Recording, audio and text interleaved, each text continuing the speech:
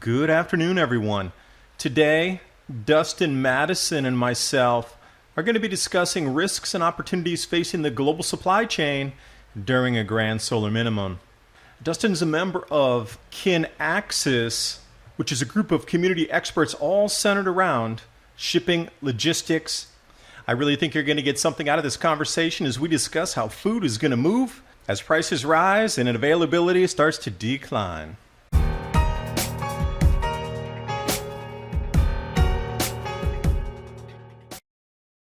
Well, today we're speaking with David DuByne, who's the creator of Adapt 2030, the YouTube channel. And we're going to be discussing risks and opportunities facing the global supply chain. This topic today will cover issues such as global cooling, agriculture for the future, and cryptocurrency as a payment medium in something called the Grand Solar Minimum. So, David, my first question is, what are smart contracts and how are they related to food supply chains? Well, Dustin, thanks for bringing me on so we can talk about what I consider one of the most important issues, if not the most important issue of our time moving forward. We're going into a time where we're going to blend two different technologies. One is the old of what's considered grain deliveries, shipping and logistics, into the blockchain here. So if you haven't heard of what a smart contract is, it's basically computer code that's built into the blockchain in the cryptocurrency network or the node ledger itself. And then these nodes execute the code, updates into the public ledger. And when I say public ledger, it's a transparent ledger that everybody can see. And that's the best thing about it. It prevents fraud, it prevents counterfeiting. And it's basically like this. A smart contract is maybe a misnomer. It's more as if a trigger of first this and then that. It's something that's triggered on fields that are filled in where you determine between the two parties what will happen first, and then the second thing will happen, and then the next thing will happen because of that. So let's say money's put into the contract. You could use a cryptocurrency of your choice. You could use Bitcoin, Ethereum, and there's so many others. And then the next field executes. The grain is loaded onto the ship and the amount of tonnage. And then that triggers the next thing. And the whole way along, instead of using paper documentation like we do today in shipping, we can just up blockchain. That alleviates any types of the counterfeiting that can go on or a dispute in ownership or what type of grains it is. I mean, if you have 60,000 tons of grain coming from the Kansas wheat harvest, it verifies ownership, it verifies what that grain is, it verifies the phytosanitary, it verifies the protein content, the moisture content, and then that's loaded into the blockchain, literally. I mean, a lot of people like to use it for keeping money in escrow or buying something, but it has so many utilization points moving forward. So why do we need smart contracts? Well, when you think about it, it's more of a hassle-free way to trace logistics.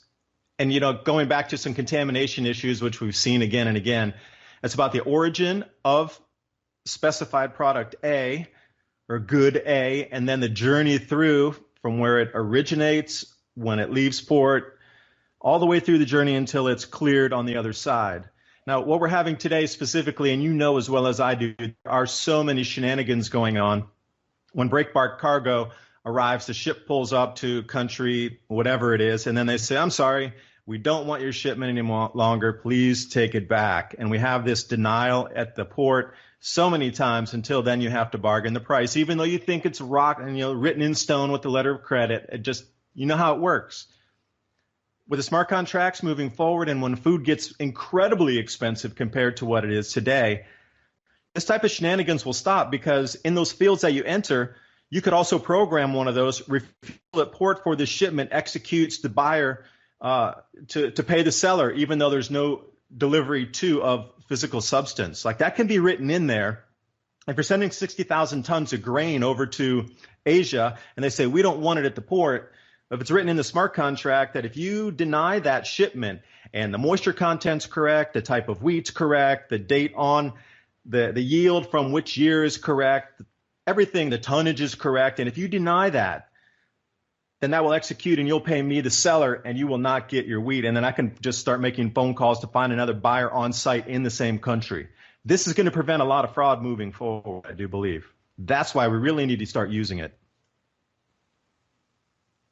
Your YouTube channel, and you were mentioning that there's going to be higher food prices and global cooling and some with a grand solar minimum. What evidence is there to support your views on these risks to the food supply chain? For those of you listening, my YouTube channel is Adapt 2030. That's ADAPT 2030. It is all about talking about cycles in our sun that reoccur on 400-year pattern cycle.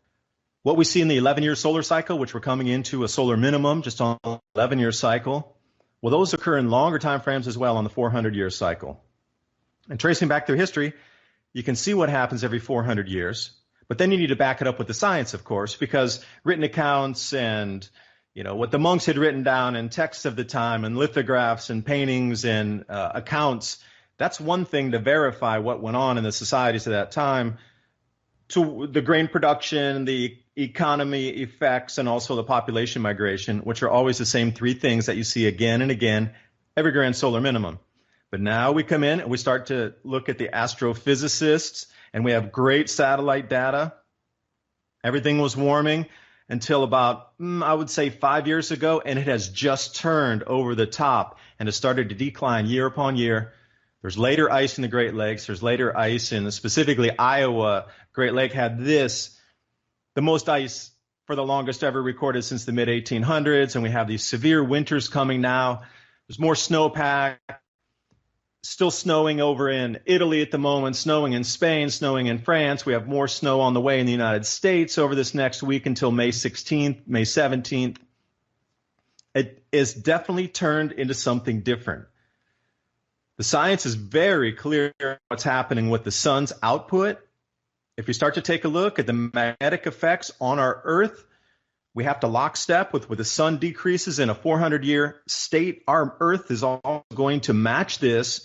Our magnetosphere is weakening now, and you can start to see the effects of the jet streams moving around all over the planet in areas they don't normally go. This is why we're seeing extreme record heat and extreme record cold.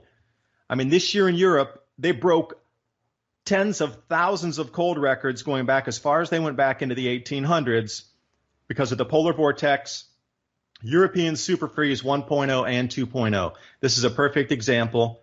Morocco all-time record snows, Algeria all-time record snows.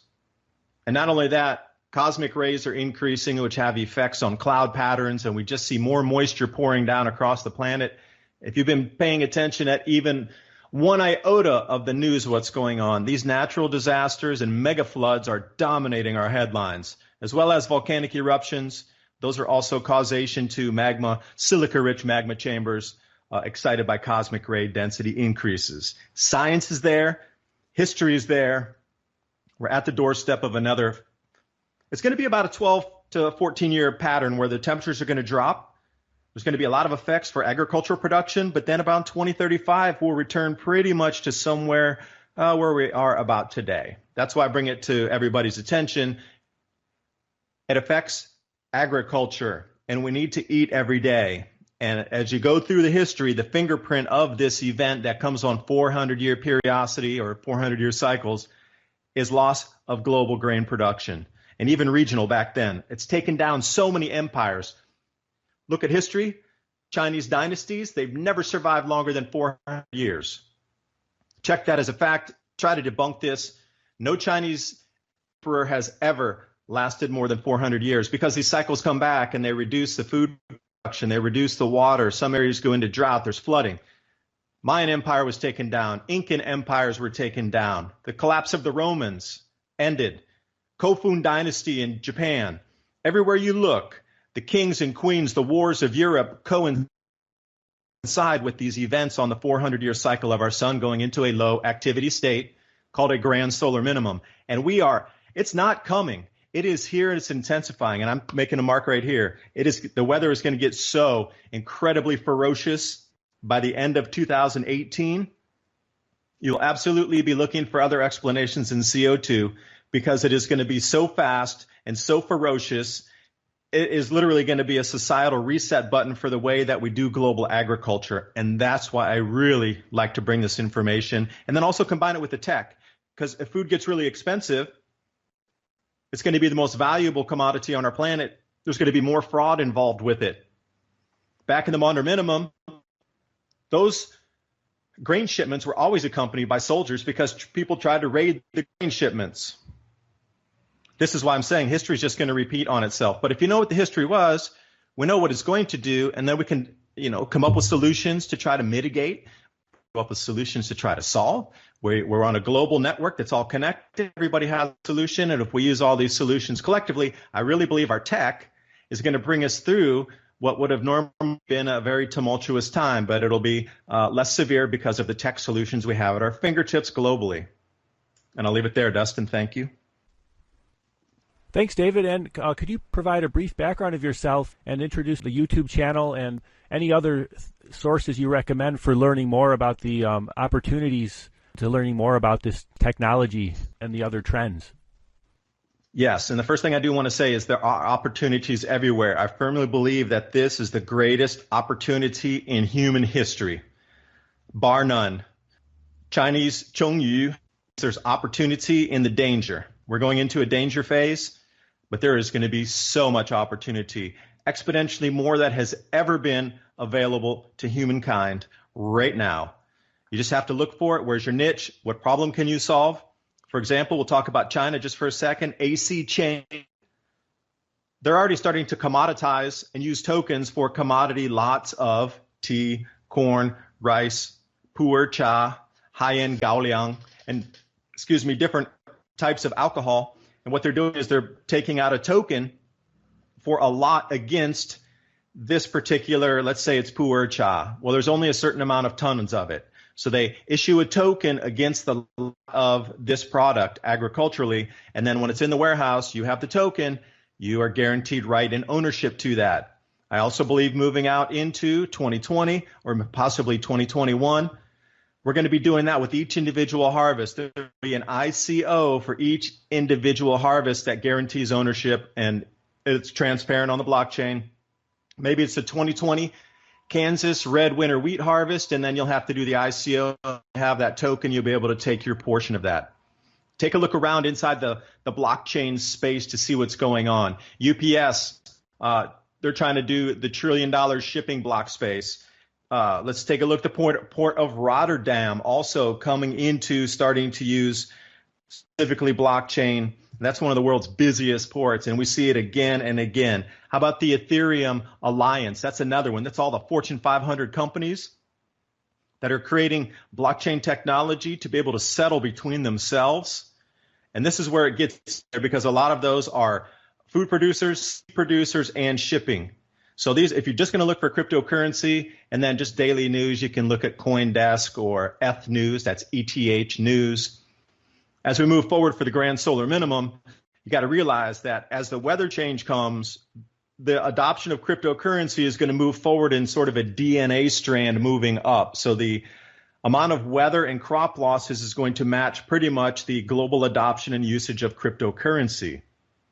Now, if you're going to look for different websites that cover grand solar minimum changes, you can look at iceagenow.info. That's Robert Felix's site. He wrote Not by Fire, but by Ice.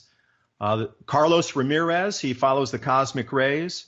You can look at Heinrich Svensmark. He wrote the book and produced the movie The Cloud Mystery, also talking about cosmic rays and how these affect cloud patterns and how this is now starting to affect agriculture. There's so many sources out there that you can actually dig into. But what you really want to do is go back and see who's been in here for 4 or 5 years putting out the same commentary. Suspicious Observers, absolutely a must-watch on YouTube. They cover everything science-wise going through in a very easy-to-digest format. Let's see, The Watchers, that's just a daily news feed. SOT.net, they also have all the daily news feeds coming out about the changes in global weather. And, AgWeb, that's a fun, easy one to use when you're looking at the crop planting percentages. And this year, the wheat, for example, is 3% planted, and it should be 30% planted by now. There's just so many anomalies going on with global agriculture. David Taylor down in Australia, he runs the East Coast weather, and he's predicting and also uses sun cycles, put predictions out for Australian weather. He's saying they're about to enter the all-time coldest winter ever this year or next. Piers Corbin, he's an astrophysicist as well that follows climatic changes based on the output of the sun electromagnetically onto the earth. It does keep going on. And my very favorite who brought me into this space, John Casey, former NASA advisor, he wrote the book, Dark Winter and Upheaval. This person is probably the number one to go-to source first, John Casey. And this is a great handful to get you started. If you really do run down all the links I just told you, you will absolutely be armed with the information, understand what's going on with the weather changes, understand how cryptocurrency is moving forward, and then you can see how the two are going to blend together so succinctly, specifically for logistics and shipping. Thanks again, David. And I'd like to, if there's an opportunity in the future to talk, that'd be great to get some updates on how to take advantage of the opportunities with cryptocurrency in the supply chain. Well, Dustin, thanks for having me. And if anybody does want to send me a personal email, you can reach out, adapt2030 at oilseedcrops.org. That's the website I run to talk about different changes and using plantation management for different biofuels that provide food first, fuel second. Oilseedcrops.org, adapt2030 at oilseedcrops.org. Thanks, Dustin. I appreciate your time, and I appreciate everybody out there listening. I hope you got something out of our conversation.